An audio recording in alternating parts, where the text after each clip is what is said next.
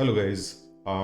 I see there is a lot of confusion around what to learn and where to focus on when it comes to testing, test automation, or SDET skills. So today's video is going to concentrate on what those skills are and why they are important.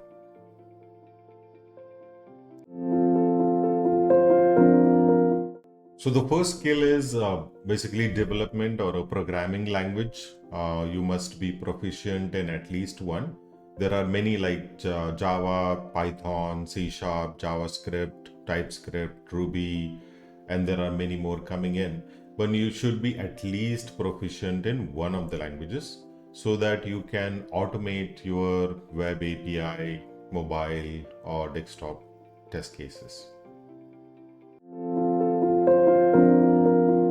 Okay, the second most important skill you must have is how to do change control or how to do source code control using version control tools. So there are many tools out there: Azure DevOps, GitHub, GitLab, Bitbucket. All of these tools help you do code check-ins, check out your source code review using pull request or merge request mechanism. And once you learn one, it is easy to transition into other because most of them are based on one Git fundamental. Uh, so do learn one. Okay, the next skill you must have is independent development environment. I mean, depending on your proficiency in what language you are programming in, the ID may change, and it also depends on your personal preference. But you must be proficient at least one. So for Java, there is Eclipse or IntelliJ IDEA. For Python, it is PyCharm. For C Sharp, it is Visual Studio. For JavaScript, it is VS Code. So there are many IDE tools. As per your preference, you can choose one and be proficient into how to utilize those for your test automation purposes. Next tool you must master is unit testing framework. There are many out there in many programming languages.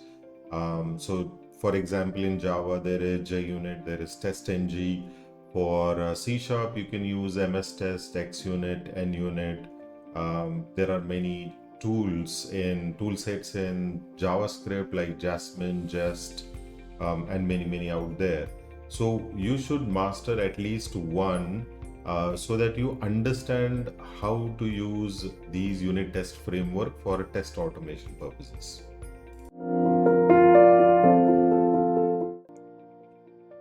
So the next one is my favorite, any BDD tool, behavior driven development tool. We have many out there, but Cucumber is most famous. Cucumber is available in many language bindings. SpecFlow is out there for C Sharp. Behave is there for Python. But if you learn one BDD tool, you will understand the potential of how it can multiply the reusability. So do learn one. That is must-have skill for any SDET.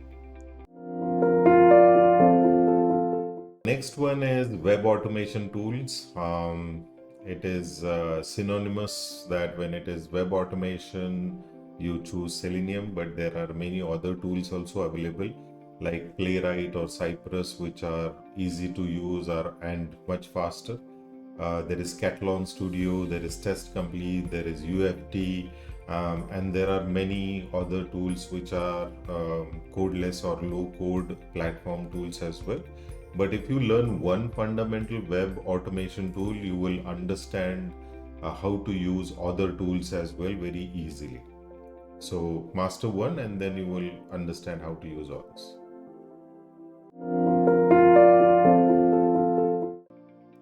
In the era of microservices and distributed architecture, it is important for you to know how to test APIs either manually or through test automation. So tools like Postman, REST Assured, REST Sharp, Pack.js or SOAP UI will help you test those microservices and APIs thoroughly. As world is becoming more mobile now, an SDET must know how to do test automation for mobile applications, whether it is Android or iOS. So you must learn about Appium, Selendroid, Robotium, or Espresso. Okay, there are very few companies which still produce thick client or a desktop applications, but an SDET must know how to do test automation for desktop applications. There are quite a few available, but WinAppDriver, AutoIT, MicroFocus UFT, or Sikuli X are some of them. As an SDET, you must know how frequently your test cases should be executed, where they should be executed. And for that, you must have knowledge about some DevOps tools like Jenkins, Docker, Ansible, Kubernetes, at least to the point where you can put your test cases into those CI/CD pipelines and try to execute them frequently. An SDET must know how to work with databases, whether they are relational or non-relational. In most of the cases, we must assert certain value from databases. For that, we must know SQL query, joins, and how to do inserts, updates, and truncate table, etc. For that, you must know MySQL, Microsoft SQL Server, Oracle Database, MongoDB, PostgreSQL. Once you learn one tool, you can learn other tools easily. An SDET must also know how to do load testing, stress testing, soak testing, or performance testing of your application to know how scalable your application is. And for that, you can learn JMeter, LoadRunner, Gatling, or Artillery. Any one of these tools should be fine.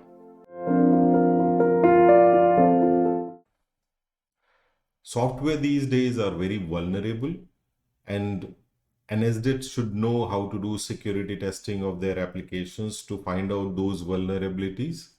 And for that, they can use Zap Proxy, Burpsuit, Wireshark, or any other tools which can find out those top 10 vulnerabilities.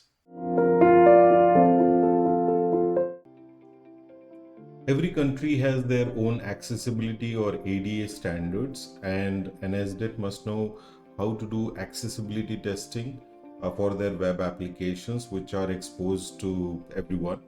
And for that, they can use X or Wave or Google Lighthouse or JAWS, any of these tools, to understand whether we are meeting the accessibility standards.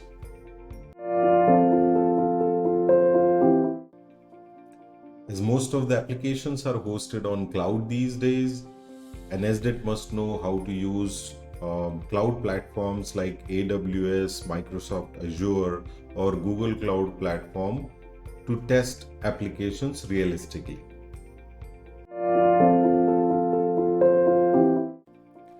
Whether it is web application or mobile application, apps these days are accessed through various browsers and many devices. So as an SDET, we must know how to do cross-browser and cross-device testing and how to run our automated test on the platforms like BrowserStack, Sauce Labs, or Lambda Test to make sure that they are compatible with every device and browser. So the last group of tools is all about application lifecycle management, defect management, or test case management. So you can learn defect management tools like Jira, Bugzilla, HPLM, Mantis, application lifecycle tools, again Jira, Azure DevOps, version 1, HPLM, and test management tools like Quality Center, X-Ray, Zephyr, and TestRail. Some of these tools are grouped together under one ecosystem, so you can learn at least one and then scale into others.